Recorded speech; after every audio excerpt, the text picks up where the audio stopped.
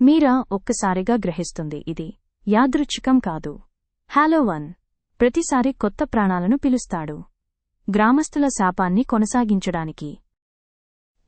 వాళ్ళు దారి తప్పలేదు, వారిని రప్పించుకున్నారు. ఆ సమయంలో కార్తీక్ కన్నీళ్లతో ఒప్పుకుంటాడు. తన తాత ఒకప్పుడు ఈ గ్రామానికి చెందినవాడని, తానే ఈ యాత్రని ప్లాన్ చేశాడని, ఈ శాపాన్ని ఆపడానికి వారిని బలి ఇవ్వాలనుకున్నాడని. బావిలోంచి హాలోవన్ బయటకు వస్తాడు. పొడవైన శరీరం, ముఖం లేని తల, చీలిన రాళ్లలా చర్మం. అది చెబుతుంది, రక్తపు రుణం తీర్చబడింది, కాని వలయం ఎప్పటికీ ఆగదు. భూమి పగులుతుంది. కార్తీక్ చీకటిలోకి ఈడ్చుకుపోతారు. మీరా ఒక్కసారిగా కేకలు వేస్తూ పారిపోతుంది. ఉదయం వచ్చేసరికి గ్రామం మళ్లీ ఖాళీగా ఉంటుంది. ఎవరి జాడలేదు.